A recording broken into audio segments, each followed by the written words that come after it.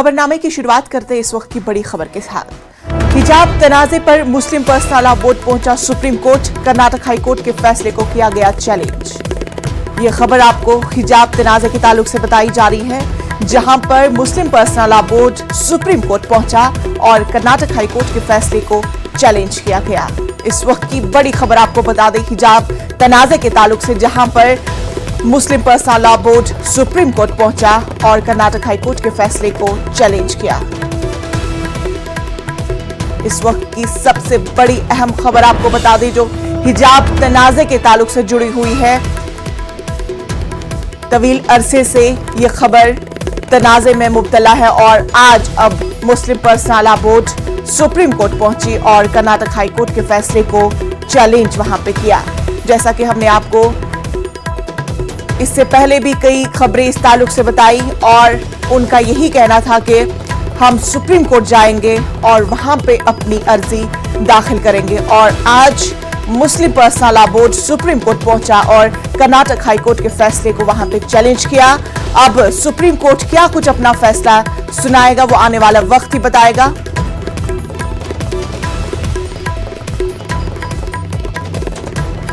केरल की जमीयतुल उलमा ने भी दाखिल की अर्जी। आपको बता दें कि केरल की जमीयतुल उलमा ने भी दाखिल की है अर्जी। हमारे साथ हमारे नुमाइंदे सुशील हमारे साथ जुड़ चुके हैं। सुशील, अब सुप्रीम कोर्ट पहुंचे मुस्लिम पर्सनल लॉ बोर्ड के अरकान। जी बिल्कुल, देखिए साफ तौर से कर्नाटक का हिजाब विवाद जो है वो पूरे देश के लिए कहीं ना कहीं एक बड़ी जिज्ञासा का विषय है और साथ ही साथ उन तमाम धार्मिक लोगों के लिए एक बड़ा उन्माद है जो फिलहाल इससे तकल्लुफ रखते हैं। और इसीलिए सुप्रीम कोर्ट में all India Muslim personal law board भी अपनी याचिका दाखिल कर चुका है। हालांकि all India personal law board ने कर्नाटका हाई कोर्ट के फैसले को सुप्रीम कोर्ट में चुनौती दी है और ये कहा है कि कर्नाटका हाई कोर्ट ने कहा था कि हिजाब पहनना फिलहाल इस्लाम का अनिवार्य प्रथा नहीं है। इसमें तमाम लोगों की तरफ से ये कहा गया है कि फिलहाल कर्नाटक हाई कोर्ट का फैसला इस्लामिक कानून की एक गलत व्याख्या की गई है, जिसको लेकर फिलहाल सुप्रीम कोर्ट उसको फिलहाल फैसले को बदले और इस पूरे मामले पर सुनवाई करे। बहरहाल सुप्रीम कोर्ट ने इस पूरे मामले पर पिछले हफ्ते जब सुनवाई की थी साहिबा, तो इस मामले में कहा था कि अभी वो फिलहाल सुनवाई की कोई तारीख तय नहीं करेंगे, लेकिन तमाम मुस्लिम संगठनों के द्वारा और तमाम जो एनजीओज हैं जो फिलहाल कर्नाटका हाई कोर्ट के फैसले से तकल्लुफ नहीं रखते हैं, उन तमाम लोगों के द्वारा सुप्रीम कोर्ट में याचिका दाखिल की जा रही है ताकि इस पूरे प्रकरण को लेकर सुप्रीम कोर्ट एक विस्तृत सुनवाई करे। और जो तमाम लोग ये कह रहे हैं कि इस्लाम को लेकर जो फिलहाल कर्नाटका हाई कोर्ट का फैसला आया है जिसमें ये कहा गया है कि एक एसेंशियल हिस्सा नहीं है फिलहाल हिजाब, उन तमाम चीजों पर फिलहाल सुनवाई करे।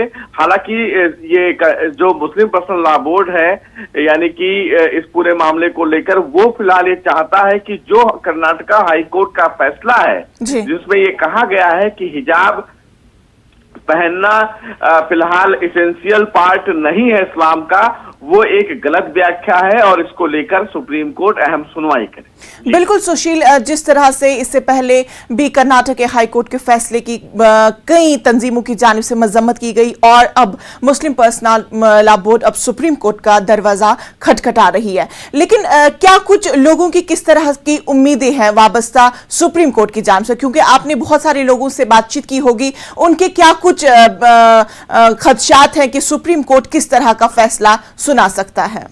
जी देखिए, सबसे महत्वपूर्ण बात यहाँ पर सीधे सीधे जो सुप्रीम कोर्ट में बहस का मुद्दा है वो सबसे बड़ी बात ये है कि जो कर्नाटका हाई कोर्ट की तरफ से फैसला दिया गया था और जिसमें ये साफ तौर से कहा गया है कि जो हिजाब है वो फिलहाल इस्लामिक प्रथा का प्रमुख हिस्सा नहीं है, यानी कि ये जरूरी नहीं है कि जो मुस्लिम जो छात्राएं हैं वो स्कूल की जो परिवेश है उसको पहनकर उस परिवेश में हिजाब को शामिल करें।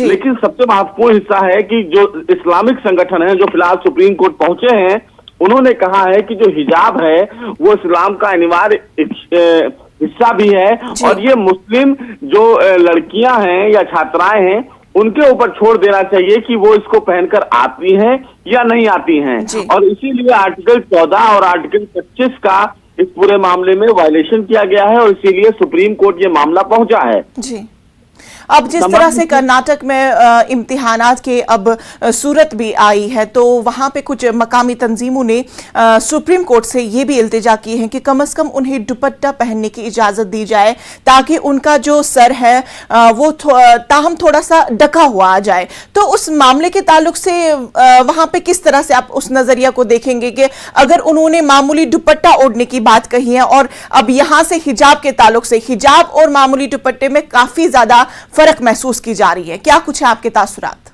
जी देखिए, बिल्कुल सही कह रही हैं कि दुपट्टा और हिजाब में जमीन आसमान का अंतर है। और अगर दुपट्टा कोई भी स्कूल अपने छात्राओं को दुपट्टा रखने नहीं दे रहा है तो निश्चित रूप से ये वहां के जो स्कूल प्रशासन है या वहां के जो संबंधित अधिकारी हैं उनको इस पूरे मामले पर कार्रवाई करनी चाहिए, क्योंकि दुपट्टा चाहे वो मुस्लिम छात्राएं हो या हिंदू छात्राएं हो वो सभी जो छात्राएं हैं वो दुपट्टा यूज करती हैं। और चूंकि दुपट्टा और हिजाब दोनों अलग अलग परिवेश है, और अगर मुस्लिम छात्राएं दुपट्टा रखकर अपने सर पर चीजों को इन्वेल्ट करती हैं तो ये इस पूरे मामले में किसी भी तरीके से कर्नाटका हाई कोर्ट के फैसले का वायलेशन नहीं है। लेकिन सबसे महत्वपूर्ण बात इस मामले में ये है कि अगर वहां का स्कूल प्रशासन या वहां का जो जिला प्रशासन है इस पूरे दिशा में अपने कदम उठाए, हालांकि जो कर्नाटका हाई कोर्ट का फैसला है वो बेसिकली हिजाब को लेकर है, लेकिन अगर मुस्लिम जो छात्राएं हैं अगर दुपट्टा के परिवेश में स्कूल में शामिल होती है तो निश्चित रूप से ये उनका फंडामेंटल राइट्स है और उनका ये अधिकार है। जी बिल्कुल सुशील, हमारे साथ और एक साथी हमारे साथ जुड़ चुके हैं, तारिक कमर हमारे साथ जुड़ चुके हैं। तारिक कमर, जिस तरह से मुस्लिम पर्सनल लॉ बोर्ड की कल मीटिंग हुई, उस मीटिंग से क्या कुछ सामने निकल के आया?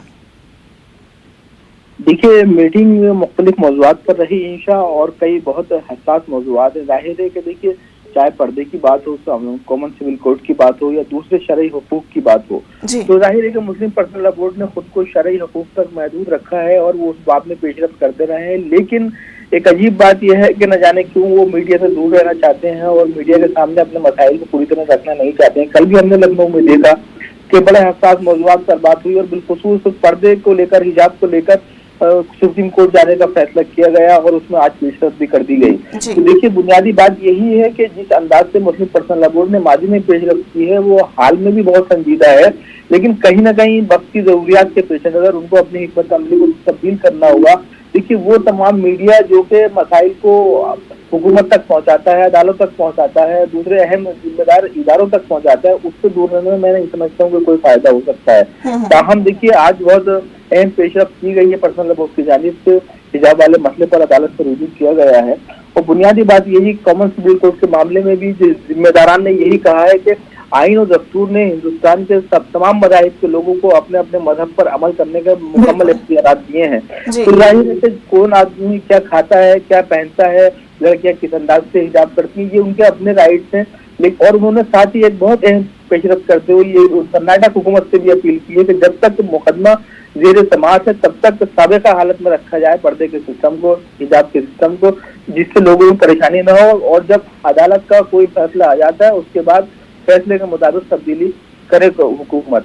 देखिए, ये कई अहम नुक्ते थे। और साथ ही साथ एक बात ये भी थी कि जो इस्लाह माशरा की तहरीकात हैं, दूसरी अहम तहरीकात है जो मुस्लिम पर्सनल लॉ बोर्ड की जानिब से कदीम काफी वक्त से चलती रही हैं, तो उनको अब जिला सतह पर चलाने की बात की जा रही है, उनको उसमें तेजी लाने की बात की जा रही है, जिससे लोग अपने हुकूक के लिए, शरई हुकूक के लिए, आईनी और दस्तूरी हुकूक के लिए बेदार हो सकें। तो ये कई अहम नुकात थे जिन पर पेशरफ्त की गई है और बाकायदा तौर पर अब तजवीज़ात पेश करने के बाद उस पर मोहर लगा दी गई है। अब देखना ये है कि आइंदा क्या हिकमत अमली अदा की जाती है, किस अंदाज से लोग पेशरफ्त करते हैं। तारिक कमर, जिस तरह से हम देखते हैं कि अब इम्तिहानात आने वाले हैं कर्नाटक में, कई सारी मुस्लिम जो तलबा है वो हिजाब पहनकर अपने कॉलेज या हायर सेकेंडरी स्कूल्स में जाते थे और अपने क्लास रूम्स में जाते थे और अपने इम्तिहानात बाकायदगी से अंजाम देते थे। लेकिन अब चूंकि इम्तिहानात भी अब सर पे खड़े हैं, लेकिन दूसरी जानिब हिजाब पर पाबंदी है, तो ऐसे हालात में, और यहाँ से अब सुप्रीम कोर्ट तक भी पहुंच चुके हैं मुस्लिम पर्सनल लॉ बोर्ड,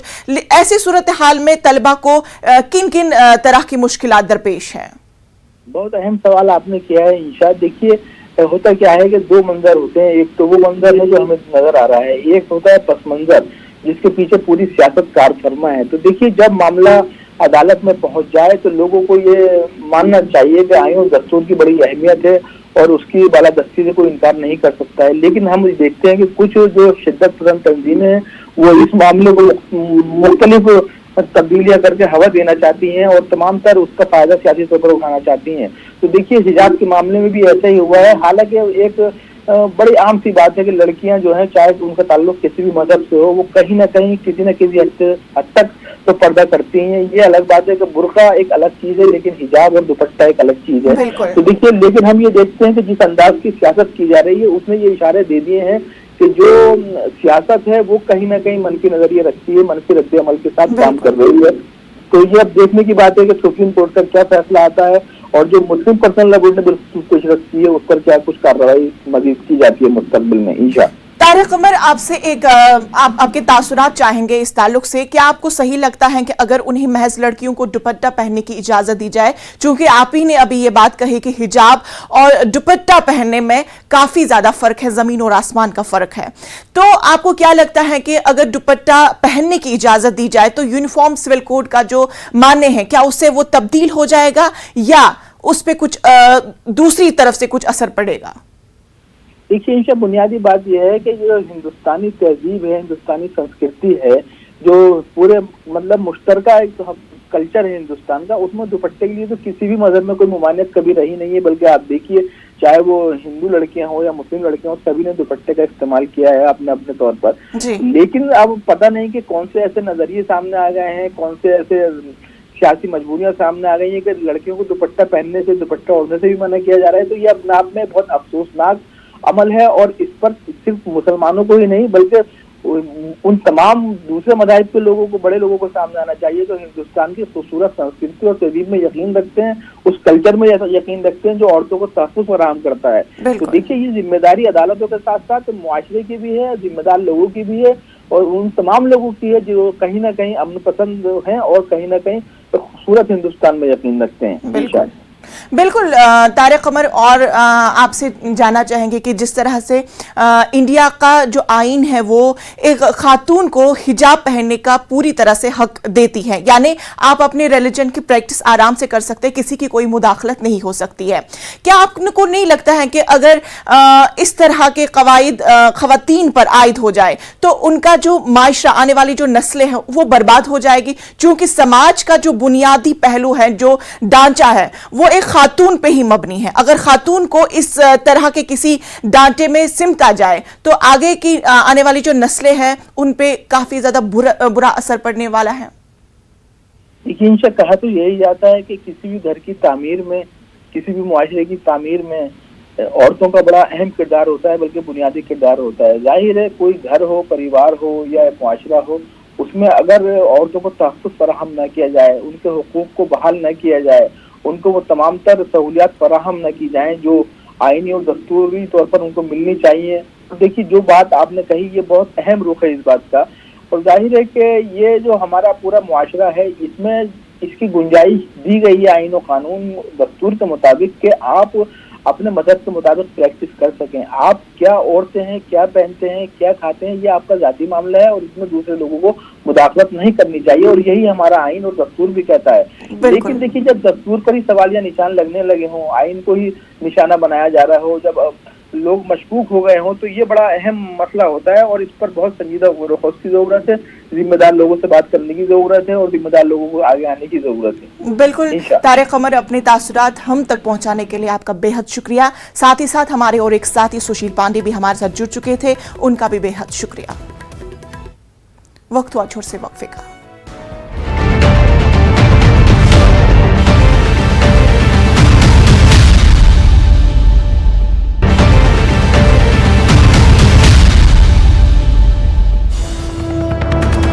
इस वक्त की और एक बड़ी खबर आपको बता दें, मरकजी वजीर अक़लियती उमूर मुख्तार अब्बास नकवी का हज पर बयान। कहा हज के लिए हमारी तरफ से तमाम तैयारियां मुकम्मल, 10 एम्बार्केशन पॉइंट से हाजियों की रवानगी होगी। हज के लिए भेजे जा रहे हैं अफसरों की ट्रेनिंग। हज कमेटी तश्कील दी गई है। मुख्तार अब्बास नकवी का हज पर एक बयान जारी किया गया है। उन्होंने कहा है कि हज के लिए हमारी तरफ से तमाम तर तैयारियां मुकम्मल हो गई हैं, 10 एम्बार्केशन पॉइंट से हाजियों को रवाना किया जाएगा। हज के लिए भेजे जा रहे हैं अफसरों की ट्रेनिंग अब मुकम्मल हो चुकी है और हज कमेटी तश्कील दी गई है। मुख्तार अब्बास नकवी का इस तरह से बयान हज पर आया है। उन्होंने कहा है कि हज के ताल्लुक से तमाम तैयारियां जो है वो मुकम्मल की गई है और 10 एम्बार्केशन पॉइंट से हाजियों को रवाना किया जाएगा। मरकजी वजीर बराए अक़लियती उमूर मुख्तार अब्बास नकवी हमारे साथ हैं। सर, हज की तैयारियां चल रही हैं, इस बार पूरी उम्मीद की जा रही है कि हज होगा, तमाम रिस्ट्रिक्शन सऊदी अरब में हट चुकी हैं। देखिए, आप लोग सब लोग दुआ करिए कि हज इस बार हो, क्योंकि पिछले 2 सालों से जो पैंडेमिक पीरियड है उसके दौरान जो इंटरनेशनल हज यात्री हैं, अंतर्राष्ट्रीय हज यात्री वहाँ पर हज यात्रा करने नहीं जा पाए। वो अपने राज्य के लोगों की सेहत सलामती की दृष्टि से उनका फैसला था। हमने अपनी तैयारी पूरी कर ली है और हमारी तरफ से 10 एम्बार्केशन पॉइंट्स पर तैयारियां की गई हैं इस बार, और उन 10 एम्बार्केशन पॉइंट से हज यात्री जाएं, उसके लिए एप्लीकेशंस वगैरह के प्रोसेस, जो हमारे जाने वाले और भी ऑफिसर्स हैं उनकी ट्रेनिंग, ये सारी चीज़ें प्रोसेस हो रहा है। और हिंदुस्तान मुझे लगता है ऐसा देश होगा जिसने पूरी तैयारी अपनी पूरी कर रखी है और वी आर वेटिंग, हम इंतजार कर रहे हैं कि बायलैटरल एग्रीमेंट क्या होता है। सर, बायलैटरल एग्रीमेंट को लेकर के लोग चिंताएं हैं कि अभी तक नहीं हुआ, देरी हो रही है, तो तमाम चीजें कैसे होने वाली हैं? अब देखिए, हज तो सऊदी अरब को जाना होगा करने के लिए, और सऊदी अरब सरकार का जो भी फैसला होगा उस फैसले को हमें मानना होगा, हमें उस फैसले का इंतजार भी करना होगा। सर, एक आखिरी सवाल, अभी तक मरकजी हज कमेटी है उसकी तश्कील को लेकर के भी मंत्रालय कदम बढ़ाने की बात आई थी बीच में, तो क्या प्रोसेस हो रहा है? कंप्लीट हो गया है, हज कमेटी भी बन गई है और प्रोसेस चल रहा है उसका, जल्दी ही आपके सामने आ जाएगी। शुक्रिया। कैमरामैन जगदीश गौतम के साथ खुर्रम शहजाद, न्यूज़ 18 दिल्ली। एक और बड़ी खबर आपको बता दें जो तेलंगाना के जिला कामारेड्डी से है। आरटीसी बस और कार के बीच में टक्कर में सवार 5 अफराद हलाक हो गए, जिनमें एक बच्चा जख्मी बताया जा रहा है। कामारेड्डी जिले से इस वक्त की बड़ी खबर आपको बता दें, जहां पर एक सड़क हादसा दरपेश आया है। आरटीसी बस और कार के बीच में टक्कर आया है और कार में सवार 5 अफराद थे और 5 अफराद की हलाकत हो चुकी है, जिनमें से एक बच्चे के जख्मी होने की इत्तला भी मौसूल हुई है। आपको ये खबर तेलंगाना के जिला कामारेड्डी से बताई जा रही है, जहां पर एक सड़क हादसा पेश आया और सड़क हादसे में आरटीसी बस और कार के बीच में टक्कर हुई और कार में सवार 5 अफराद मौके पर ही हलाक हो गए, जिनमें एक बच्चा भी शामिल था और उस बच्चे के जख्मी होने की खबर है।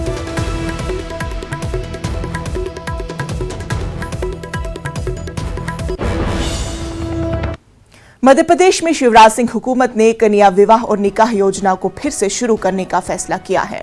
कोरोना कहर के सबब हुकूमत के जरिए निकाह व कन्या विवाह योजना पर 2 सालों से पाबंदी आई थी। वजीर आला शिवराज सिंह ने 21 अप्रैल से मध्य प्रदेश में फिर से कन्या विवाह व निकाह योजना को शुरू करने का फैसला किया। यही नहीं, वजीर आला शिवराज सिंह ने अब स्कीम की रकम में भी इजाफा करने का फैसला किया। पहले स्कीम के तहत लड़कियों को शादी के लिए जहां 51,000 रुपए दिए जाते थे, अब उन्हें 55,000 रुपए सरकार की जानिब से अदा किए जाएंगे। इसी ताल्लुक से वजीर आला शिवराज सिंह कुछ इस तरह अपने ख्यालात का इजहार करते हैं। समीक्षा की योजना फिर प्रारंभ की जा रही। कोविड के कारण कई दिनों से बंद थी। 21 अप्रैल से कन्या विवाह फिर से प्रारंभ किए जाएंगे। मरकज की पॉलिसियों के खिलाफ सेंट्रल ट्रेड यूनियनों के मुश्तरका मोर्चे ने आज से 2 रोजा भारत बंद की कॉल दी है। अवामी शोबे के बैंकों की निजकारी और बैंक लॉ तरमीमी बिल समेत मुख्तलिफ पॉलिसियों के खिलाफ ट्रेड यूनियनों ने 2 रोजा बंद की कॉल दी है। इसके साथ साथ मनरेगा के तहत मजदूरों की उजरत में इजाफा करने और ठेके पर काम करने वाले मजदूरों को मुस्तकिल करने का भी मुतालबा मजदूर तंजीमें कर रही है। ट्रेड यूनियनों की जानिब से जारी करदा बयान में रोडवेज, ट्रांसपोर्ट वर्कर्स और बिजली शोबे के मुलाजमीन के इस बंद में शामिल होने का दावा किया गया है। उधर मरकजी वजारत बिजली ने रियासतों और तमाम इदारों को मजदूरों की हड़ताल के पेश नजर बिजली फराहमी ग्रिड के निजाम को बरकरार रखने के लिए जरूरी एडवाइजरी जारी की है।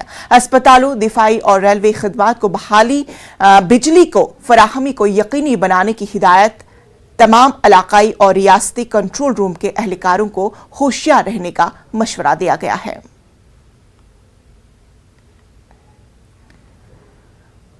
राजस्थान के सरकारी स्कूलों में पहले से 5वीं जमात तक उर्दू इम्तिहानात का इनाकाद न करने के हुक्मनामे के खिलाफ उर्दू शिक्षा संघ और मुस्लिम तंजीमों ने एतराज जताया है। इस हुक्मनामे के खिलाफ जयपुर की ईदगाह मस्जिद के पास बड़े पैमाने पर एहतजाज भी किया गया था, जिसका असर ये हुआ कि आज हुकूमत ने नया एलामिया जारी किया कि पहले से 5वीं जमात के उर्दू इम्तिहानात सिर्फ मदारिस तक महदूद नहीं रहेंगे, बल्कि तमाम सरकारी स्कूलों में भी उर्दू इम्तिहान लिया जाएगा। इस खबर को न्यूज़ 18 ने तरजीह बुनियाद पर दिखाई थी। न्यूज़ 18 की बेहतरीन कवरेज पर उर्दू हलकों ने न्यूज़ 18 उर्दू का बेहद शुक्रिया अदा किया।